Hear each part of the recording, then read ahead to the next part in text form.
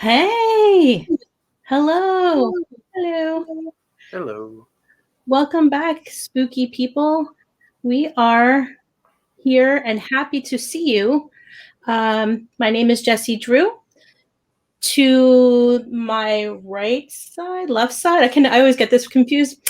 To my side is my brother in horror movies and in life, Jeffrey Watson Esquire the third. Hello. Hello. It's been a while and we got some changes to some things. So yeah.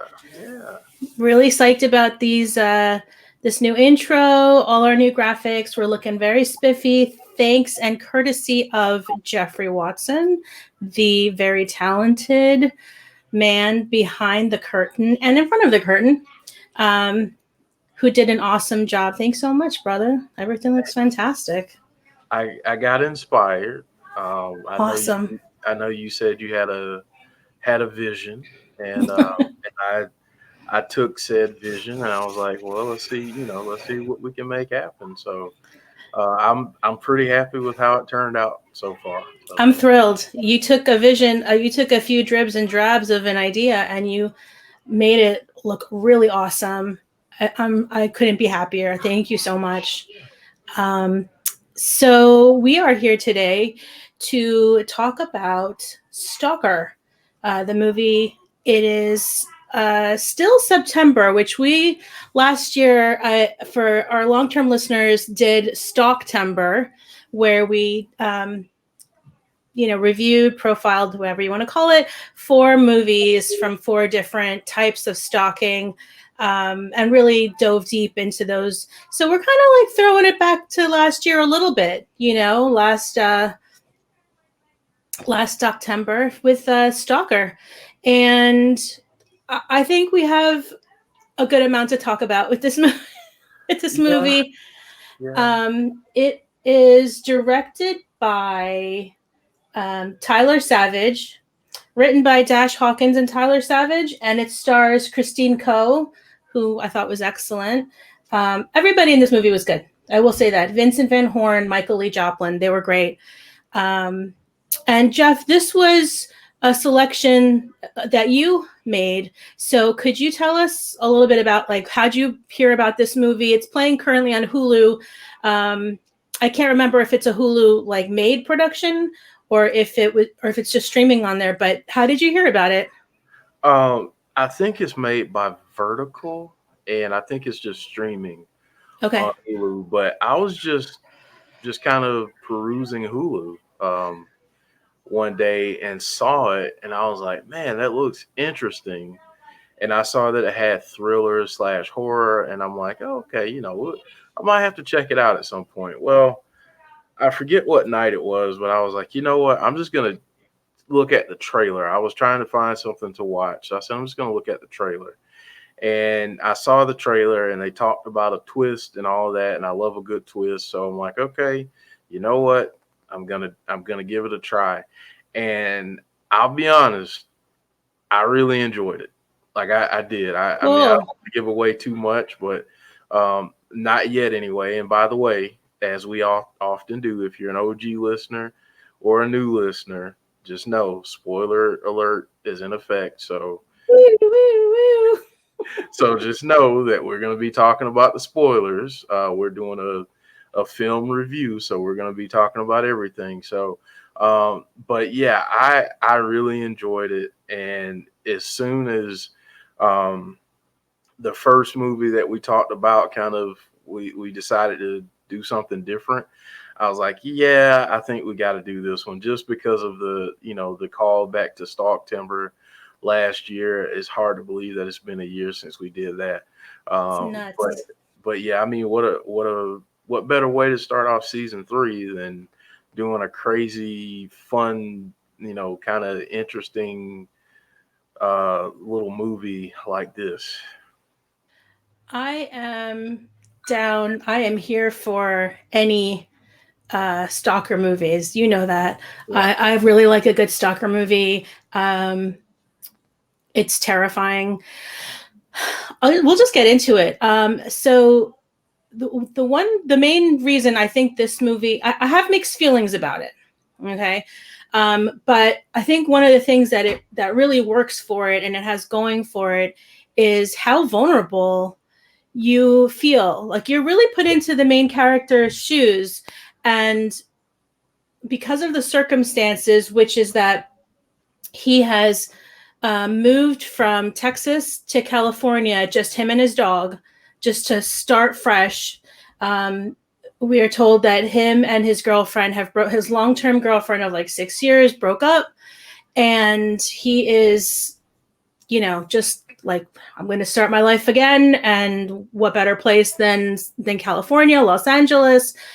That's another thing the movie has going for it. Personally, I love California, so it gave me a really beautiful California scenery backdrop, and I'm like there for it. So the fact that he's by himself in a place where he knows no one, just trying to scrape by, trying to find a job, trying to find work, his bank account is dwindling, and it just, I don't know, just right there, like that's a horror story. And then to boot, like, just one of his very first night out, the story goes, he gets, he meets a very pretty young woman at the bar that he goes to. They strike up a conversation. They hang out. They decide to go home together. They take an Uber, or, it's not Uber in the movie. It's the generic, fake ride, RYDE. And they take that back to her place.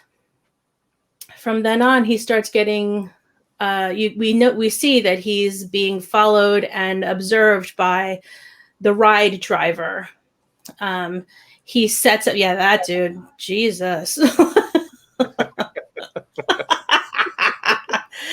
Oh, I love that. He looks like he's he could be in the movie Joker. Right? Very true. Very true. So he said the driver sets up a phony like meet cute.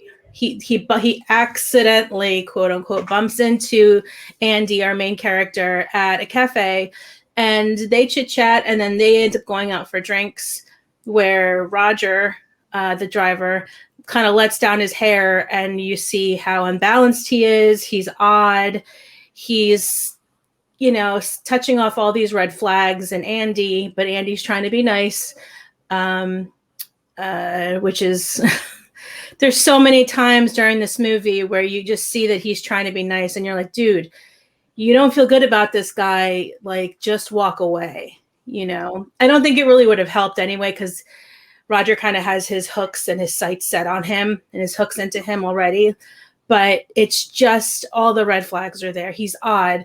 He makes odd comments. He makes inappropriate comments. He backtracks when he realizes that Andy's uncomfortable with something that he's said, but not because he recognizes that it's wrong. So all this time, Andy is getting to know Sam, the young lady that he meets at the bar, better. And I took issues with how they presented the character to begin with, because, and here comes, your first spoiler of spoiler alerts. I was able too quickly to determine that she was in on this stalking, and that this was, her and Roger, like, colluding,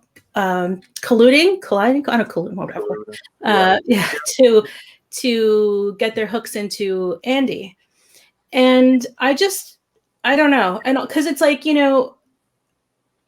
this is with no judgment, but most young women in a big city like Los Angeles would not just meet some dude, and then just say, like, come stay at my house tonight. It just wouldn't happen. I'm not saying there's anything wrong with that. You know what I mean? Go for yours. But I just felt like, that's too quick, just not realistic.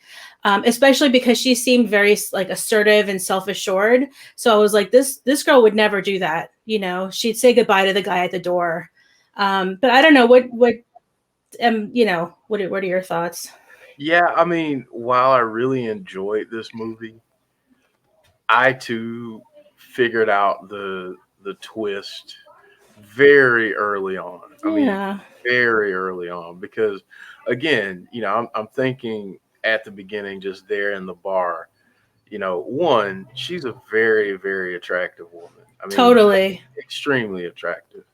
So, and Andy, he's not a bad looking guy. He's an attractive guy, but he's awkward.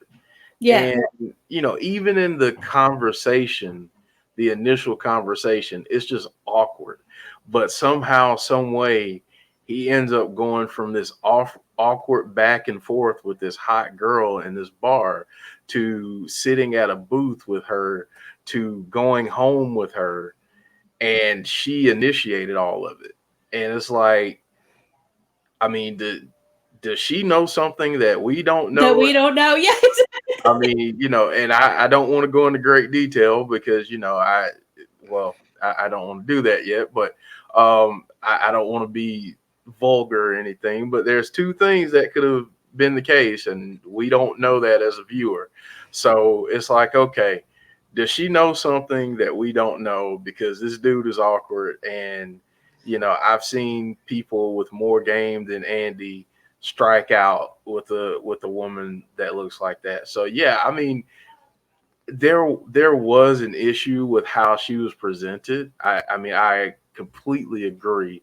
Um, and it just it made you ask too many questions too early to be like, okay, well, if this is the case, then yeah, this looks like maybe she's got a little bit more to do with this than you know than than we think. And then the other thing is, if you use any ride share um, apps or anything like that, no one's just sitting out there waiting, especially at a bar that was like that. I mean, I could see if it was like in a busy part of town Right. and that kind Or of like at thing. the airport or Well, something. yeah, like at the airport, but you're just at this random bar called the Roost or whatever the heck it was called.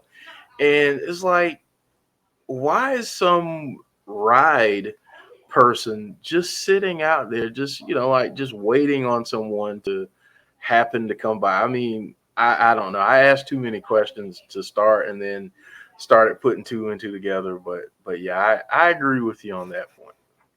Yeah, I mean, but I feel you because there's kind of like the movie kind of like lends to asking a bunch of questions. Like, wait, Mhm. like okay, like wait, why is that car there? Like waiting, and then wait, like you said, like wait, she's a really beautiful woman. Like, and Yeah, yeah, like I didn't have that same thought, but I noticed that I kept looking between do like any scene that the two of them were in, Andy and Sam, that they were in. I noticed I kept looking between the two of them, and I think what I was doing was like, do they match? Because you know what I mean. Do they match? I can't tell. Like Andy's a good-looking guy. I mean, he's in real life the actor. You know what I mean? He's an actor. Actors are typically very good-looking people, or if they're not good-looking, they're striking in some way.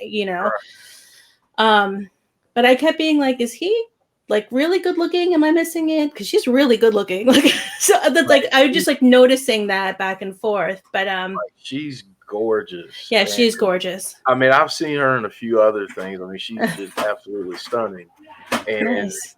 again, looking at, he's a handsome dude. Don't get me Yeah, wrong. he's a good looking guy. Yeah. But I think for me, more than his looks, it's just his quirkiness and awkwardness. And I mean, the willingness to just kind of, I'm out of a relationship, and I'm just gonna put all of that on the table, and that kind of thing for Yeah. me was like, okay, yeah, this is weird. Also, and I don't mean to keep beating a dead horse, but like what got me was that I mean what kind of throws some, for me, like what throws a guy's game off is like every single time she asked him to hang out, he was like, cool, I'm there. Mhm. You know, yes, yes, yes. And it's like, I think men and women, I can only speak for women, but I'm guessing for men too, too much availability kind of takes away from the hot factor. Like he might not be as hot as she is, but he might have some swagger. He might be a little bit like out of reach, you know what I mean? And that makes him that much more appealing, a little more mysterious, you know what I mean? Like that kind of a thing. But he was just like, and she knows he's like new in town with like nobody, you know, and so Other than Juice Box. other than Juice Box, you Which, know, by the way, cool, awesome name for yeah, a it was a dog. cute, and the dog was so adorable. I was really, honestly, what I was scared about was that something was going to happen to the dog, right? Yep. I was just like, no. I was about to look up, there's that, I don't know if it's still up because I haven't looked at it in a really long time, but there was that website, Does the Dog Die? Where you can like find out, you know, people post like, if I was so close to looking at it, was this dog better not die? And let's get to, if it's okay, let's get to like, so basically what's going on here, and as the viewer watching this for the first time, you don't know, but basically, oh god, he's so creepy. He's such a super creep. That actor does it so well. He just nails Roger because it is just so disgusting, right? He's so gross. You know what's funny is I was wondering about your background. I'm like, wow, that is such a pretty background. I guess Jeff is like really feeling plants. But no, it's that awful scene. I'm blocking him, so it looks beautiful, but then you just move over and there he is, that horrible super creep. Well, let's go right to that scene. So Sam and Andy go for this big hike. They have Juice Box with them. Roger's texting Andy like, hey, want to hang out, want to hang out, want to hang out. Andy's like kind of brushing him off. Finally, he calls. And in front of Sam, he takes the call, and they're outside, obviously, and Roger is like, you know, nearby in some bushes, and he says, you know, like, you know, just want to hang out, dude. Like we had so much fun last night or whatever it was that they went to the bar. Like I want to hang out again. And Andy's like, oh man, you know, I'm just gonna stay in today. I'm just gonna hang out. I'm not really feeling it. And meanwhile, Roger sees him and he's like, you know, he sees that he's lying because he's clocking him. And it's a super creepy scene. It's like messed up because you can see how they like, okay, this is going into maybe like the murky territory of like, I think where this movie wants us to go, which is, you know, Andy is a liar. And I think what we're supposed to do with that is that we're supposed to feel like this is karma, like or dharma, I think it is, when it happens like within the same lifetime. Like this is like payback for like his lies somehow, like, you know, like universally. And so we're starting to see how easy it is for Andy to lie. And that's kind of gross too, even though we know Roger is a creep. We're getting the clues as the audience. We see him hiding. We see him stalking him. We don't know yet that Sam's involved. But it's gross how she applauds him for like lying to Roger and getting him off his back. I know it's a joke and everything, and it's creepy that like this dude keeps like asking him to hang out, but it is also kind of mean. You know, it is also mean to laugh at that person. You know what I mean? Like okay, like listen, Andy doesn't know that Roger's stalking him. He thinks he's just a dude who keeps desperately wanting to hang out. So to laugh at him is like gross too. The whole scene is really gross. Right. And then at this point, I was just like, I feel like this girl's in on it because of how blasé she is about things. And I don't know. I just, how much it's like she's new. It's like she was acting like she was new to this town also. Like, where are her friends? Why does she want to hang out with him all the time? Like, why? It's just too many questions. But like that definitely was something that I felt like, because when we get to the end, I'm going to just skip forward to the last act. We find out from Andy that no, Andy and his girlfriend didn't break up because she cheated on him. They broke up because he cheated on her. All their friends found out, and basically all their friends, like, you know, disowned him as a friend, and he needed to get the hell out of town and start over somewhere new. Which, I mean, just to kind of interject there, like another clue for me was when Andy called his buddy, and the buddy was like really, really short with him, and he gave that lame excuse of, well, I guess they're picking sides, and I guess they picked hers. I mean, two things there. One, no good friend of yours is going to choose the side of the person that cheated on you. Like that's number one. Number two, and this was another giveaway for me, but when his mom called and said, you know, I saw her, you know, she looked really happy, you know, she did something with her hair. What, you know, what happened? Like, how did you end up letting her go? And I'm just thinking, like, if, I mean, with your mom, you're going to tell your mom. I mean, unless you're just a crappy person, which bingo. You know, you're going to tell, hey, this is what she did to me, and the mom is not going to like this person. She's not going to have nice things to say, no matter how good the person looks or how happy they seem. So, I mean, there were a few things that were a giveaway. But then when we finally found out, like I mean, I had suspicions all along, but when we finally found out, it's like he played this cat and mouse game with Sam because he lied to her from the very beginning. And we saw him lie in the scene that you referenced. So then, you know, at the end, which, you know, comeuppance would be a different thing in my book, not what ended up happening. But I mean, he deserves some type of comeuppance. I mean, not to the extent that he got, but you know, he deserved some, you know, some get back, in my opinion. Yeah, I mean, I'm with you on that. I think it was. That's why I can't say for sure that that's what the writers and directors meant to convey. But there were some clues that were dropped for us to kind of pick up on, like, hey, like, you know, is he kind of getting what he deserves? Albeit, like, you know, just the universe just collided to like make all of this stuff happen to him. It's not like his ex set this up. For a second, I was like, did his ex set this up? Like, that would be nuts and pretty cool, actually. Pretty cool. Like if she just popped up like, hey, this was all me, bye, you know, that would be great. But no, we're just kind of left to think like it's just bad luck. You know, he put himself out there just by going to a bar and bad things happen to people. I mean, that's scary enough because random bad things happen to people, you know, every day. And that's scary enough. That's what makes, you know, living in this world scary. But I just wasn't sure where we were meant to take some of those, you know, dropped hints. But yeah, I agree. The end was just like so over the top. Basically, what happens is previously, Sam had taken Andy to this, like this big wide open a warehouse.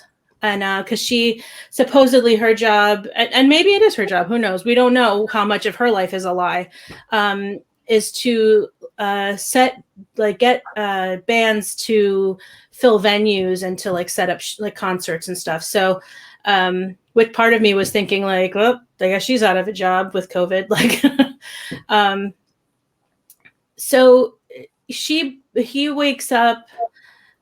I'm sorry, he is lured to this warehouse by Roger under the illusion that because Roger has hacked into his computer, destroyed his work life, basically sent out this video that's disgusting of Andy doing things that Andy shouldn't be doing, and sent it to like work contacts and all this stuff and just trying to destroy his life.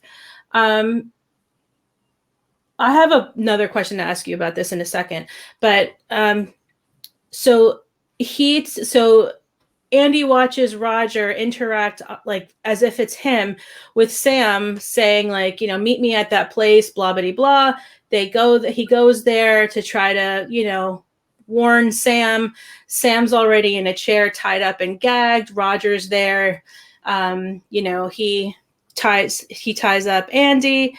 And then you come to find out that Sam's in on this, and she takes out her little hairpin and stabs Andy in the eyes, and you hear the screams and you see it happening, and then Roger asks her if he can please finish him off. She says yes, and he stabs Andy to death, and that's Andy's end. I think that ending was over the top.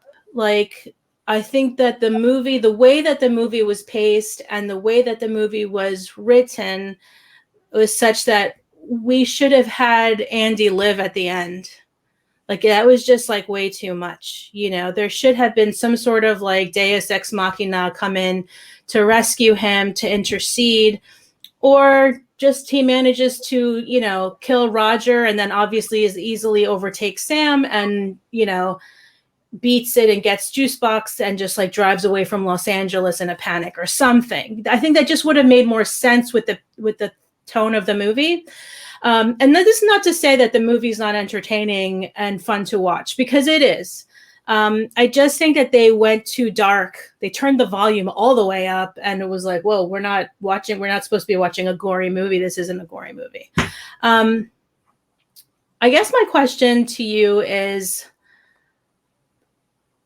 I never got a sense of what Sam's motivation for any of this is, other than she's just a sociopathic murderer. They went to all sorts of lengths, you know, to kind of throw him off with her, and like with the stalking and stuff that was just for fun, because if it was really just one person, the stalking makes sense because they have to, like, you know, kind of like, if their motivation is to stalk this person, to follow them, to know their patterns so that they can murder them because that's what they want to do. Okay.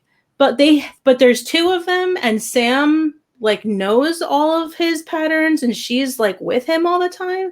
So I felt like, so what was really the point? Like, I don't really understand. And then she kills Roger at the very end because he had murdered a couple that they hadn't agreed upon. They had, I guess, some sort of like unwritten contract saying like, you can't kill without me or whatever. Yeah. So I'm thinking to myself, this is the story of a pair of serial killers? Yes. Okay. Fair enough.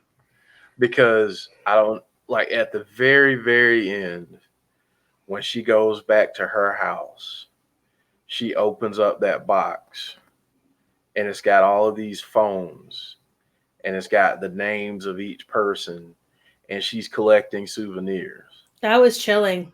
And well, it really was. That was really chilling. It was chilling because it's like, okay, she's done this and she's going to do it again. And we see her starting to set up to do it again at the very end as the movie closes.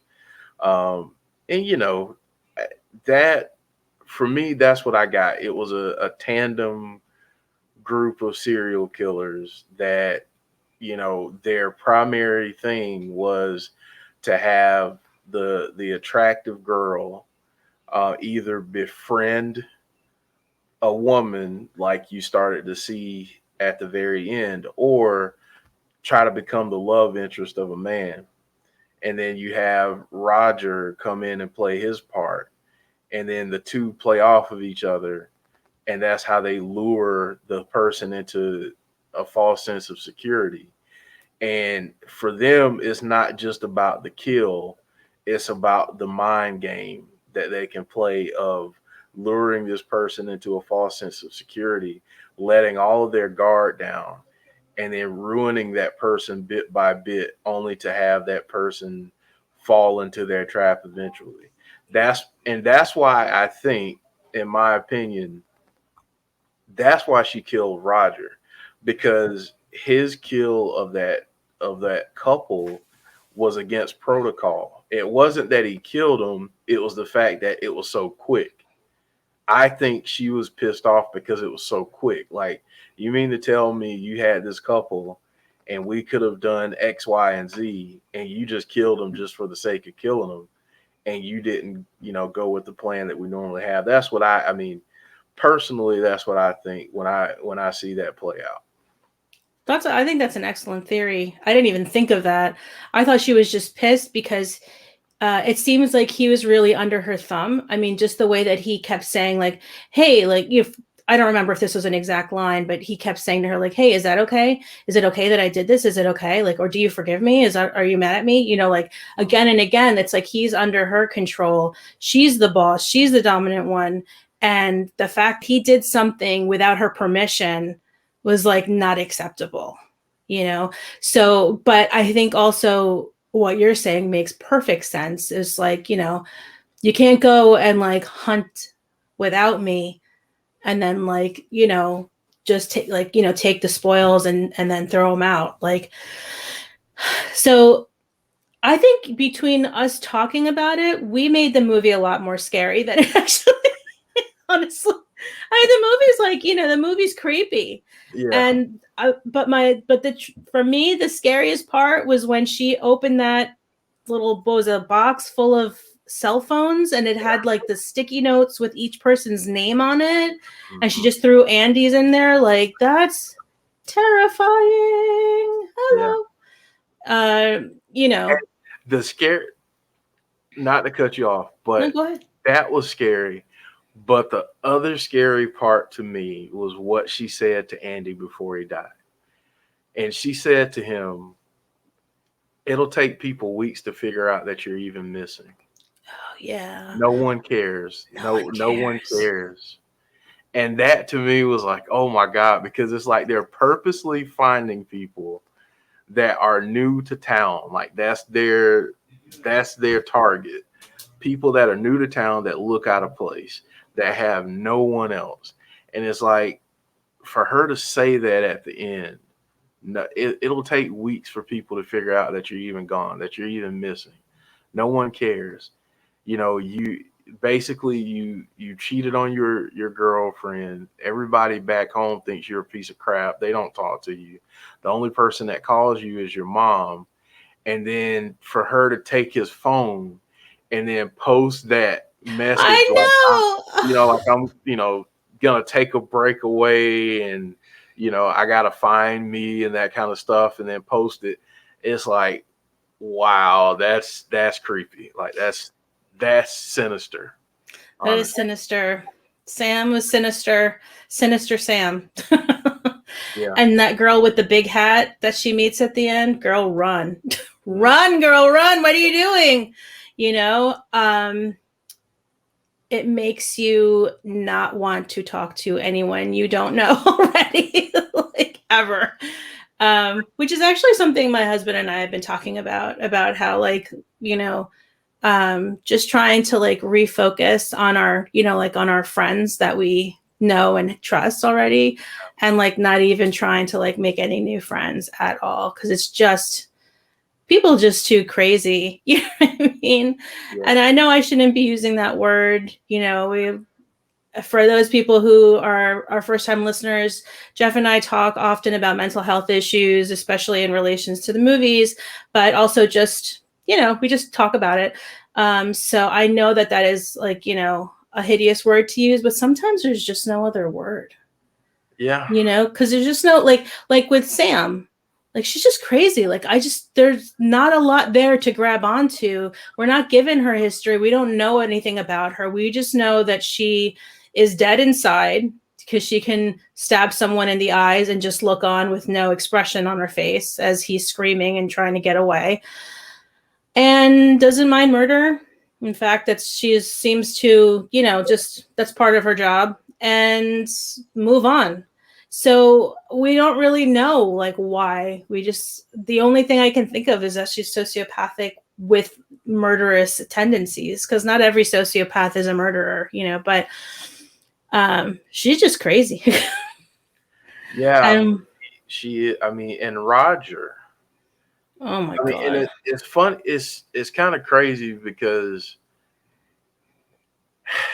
I guess at one point with him, I got the sense that okay, when I figured out that they were the two that were together, I thought at first that he was the dominant person because of how he was acting with his outrage and everything towards Andy. The moment that that took a turn for me was when he took a punch.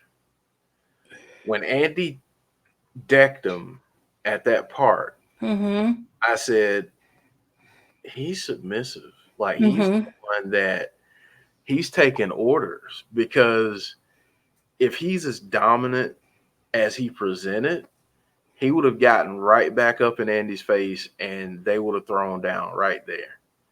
He would have probably killed him in broad daylight right there. He Yeah. was that type of, that type of person that he portrayed himself to be in the beginning. Mm-hmm. But as soon as I saw that, I was like, "Yep, he's the one that's taking orders." You're absolutely right. But it's weird because Andy also seemed like he was submissive. He kept apologizing to Roger, thinking that that would get him to back off from doing all these awful things to him. And even when he hit him, he like hits him and then he like slowly starts running away and then is like running away. I'm like, what are you doing? Like, you need to kick him a few times and tell him to back the F up and to leave you alone, like and then Especially for what he did to the dang orange juice. I know. That was so. Remember when I texted you and I was like, "Oh my god, that is your worst like nightmare come true." So So Raj, so you tell it. You tell it. okay, so Roger, in the midst of all of the mind games, Roger pretends to be a cable installer and Wi-Fi installer, and he goes in and puts a camera in Andy's place, Ugh. um, and hacks into his Wi-Fi, all that kind of stuff. And then while he's there, he goes to the fridge, takes a nice big sip of orange juice, and then after he takes a sip, he pees in it and puts it back in the fridge. And No. Andy later on comes back and takes a sip of that same orange juice. And he looks at it as if, oh, well, the orange juice is bad. How does the orange juice taste like urine, Andy? Like, really? Come I on, dude. know. I was waiting for a spit out, you Mm-hmm. know? Come on. You didn't like nobody would have like swallowed that. You know what I mean? No, it's like, I mean, he just, oh, that's bad. Dude, Yeah. I wanted to backhand him I myself, man. Oh my god. Yeah, I don't know. I think that the most likable character in this movie was Juicebox. Yeah, Juicebox was the most likable character because everybody else, um, I mean, the ones that we got to spend a lot of time with, Yeah. um, yeah, they none of them had any redeeming qualities at all. Andy kind of plays this slinky, kind of like I'm, poor, pitiful Poor guy. me, yeah. But I want to ask you about this because this is something else I picked up on. So when he's tutoring the kid, Uh-huh. and the kid's like talking to him about social media, he's like, all you post is stuff about yourself. And I it's love like that. he's self-absorbed. Like, I mean, even to the point where, and I love the fact that you brought up the apologies. He's not apologizing because he's sorry. It's for his own self-gratification. Mm-hmm. It has nothing to do with his actions at all. Mm-mm.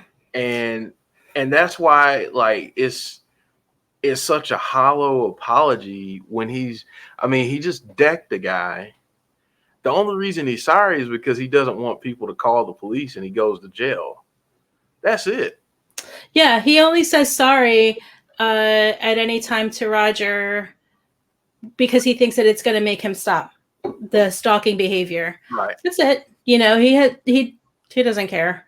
I thought it was funny when the young man was like, dude, you only post selfies and like all this stuff is just about you. Like you need to like, and he breaks it down for him, like, you know, on this like deeper level that really affects him, because you see how he's just like shuts down completely and is like, wait, what? Like, and he almost looks pissed at this kid because the kid is right. You know, he's absolutely right. So let me ask you, well, I should say, dear viewer, dear listener, on Movies to Be Murdered By, we rate our movies on a headstone rating system, meaning 1 is poor, not good, we didn't like it, to 5, which is awesome, perfect movie, we love this movie forever. And we also have a tattoo system where we, as fans of tattoos, will say whether or not this movie is tattoo worthy. So, my brother, what is your headstone rating on Stalker? That is a good question. And I knew the question was coming, and I'm still not prepared. And I say this every episode. You do? You do, actually. I didn't notice that, but you totally do. He's calling yourself out. I say it because I'm sitting, like you said, I'm sitting here stalling. Even though I really like the movie, I'm going to be honest and realistic, and I'm going to go middle of the road, and I'm going to go 2.5 headstones. Oh, okay. I'm going to go 2.5 because, yes, there was a twist, and it went from 0 to 100 real quick at the very end. I thought for the most part the movie was well paced. I actually liked the cinematography of the movie. I thought it had some beautiful shots. Even the shot of the abandoned warehouse, like even that was beautiful. Yes. Having said that, there were far too many questions that if you're a horror movie fan and you really pay attention to movies, you figure this out within the first 20 minutes, maybe first 30. And the movie goes by kind of quick. I mean, honestly, but you figure this out pretty quickly just based on some of the observations that we made. And there's like plenty others that we didn't even mention. So for those reasons, I'm going to go 2.5 just because I mean, it's an enjoyable movie for me. Like there are some things in the movie where it makes me chuckle. There are some parts that make me cringe. And then there are some parts where it's like, I really hope I never meet a person like this. And it scares the crap out of me. So for those reasons, I'm going to go 2.5. And would I get a tattoo? I'm going to say no, even though if I were a dog like owner, I'd be tempted to get a juice box tattooed on me somewhere because juice box is awesome. But yeah, for me, no tattoo. What about you? I'll actually go backwards. I'll start with the tattoo. If I had more of a history with California, I have a small history with California, but not enough for me to justify getting a tattoo of California. Do you know what I mean? Like if I had spent like a lot more time there, then maybe I'd say I get a tattoo of California because I feel like California really plays a big part in this film. Like his move to California, his being there, his trying to negotiate around it, you know, all of this stuff.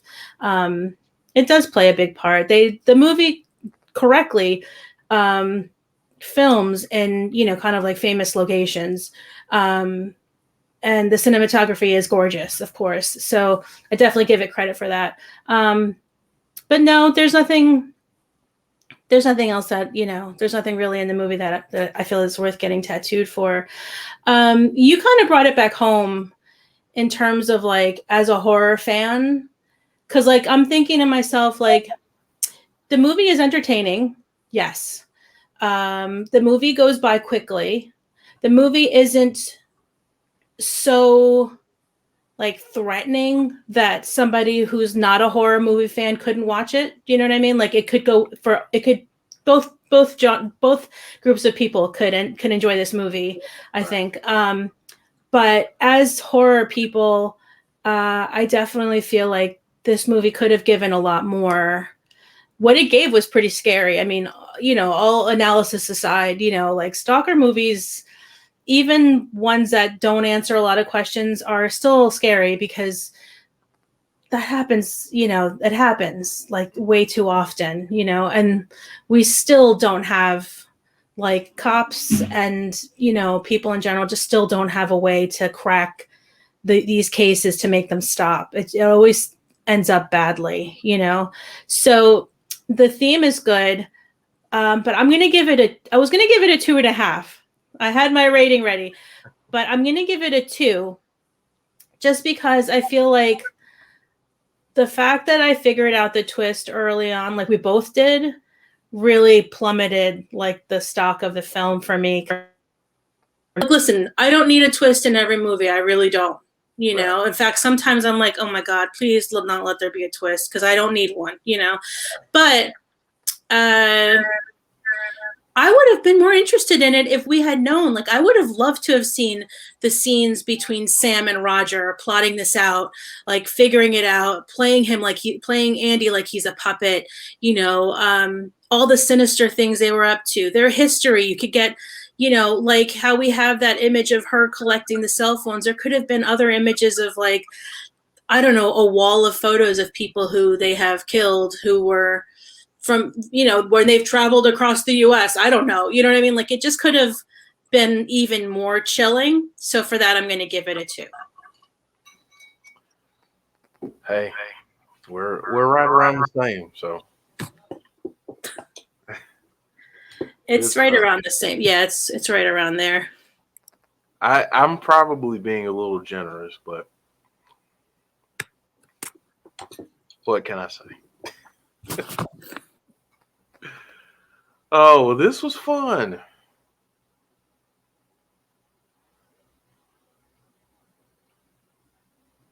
Sorry about that. Technical issues. I'm very happy we're back. Me too. This was a lot of fun. Good choice, Jeff, for Stalker 2020. You can, guys, as of this recording, end of September 2021, Stalker is streaming on Hulu. So if you want to check it out, that's where it is. And thank you so much for visiting with us. And I've got a funny photo before we go, though. Okay, cool.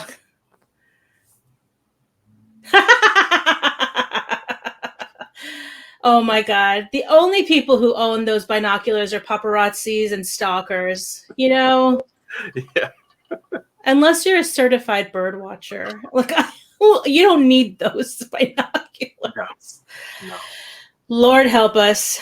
Well, this has been a Movies to be Murdered by production. We thank you. We hope, all joking aside, that your week is stalker free. Yeah. And we will see you very soon with lots of fun for October, Shocktober. This is our month, people. Come on now. It's here. It's all things scary. Jeff, I don't want to watch the Texas Chainsaw Massacre. You can't make me. I'm not going to make you. I promise I won't make you. I like just this part of me, this twisted part of me that wants to watch it. But the bigger part of me is like, I will never watch that movie. Don't do it to yourself. No. Of course I'm going to. I've seen it enough for you. You don't have to watch it. Okay. Because it's supposed to be based in real life, right? But then someone said it wasn't real? Yeah, I mean, it's supposed to be like based on Ed Gein. That I know. But when I was little, I understood that what happened, like, in that town in Texas, like, actually happened. Like a group of people with like a chainsaw. You know what I mean? It depends on who tells the story, but some people say it's real. Some people say it's just based on Ed Gein. So yeah. Okay. Yeah. Wah, wah. All right, guys. Thank you so much. We will see you. God bless. Season 3. Woo woo.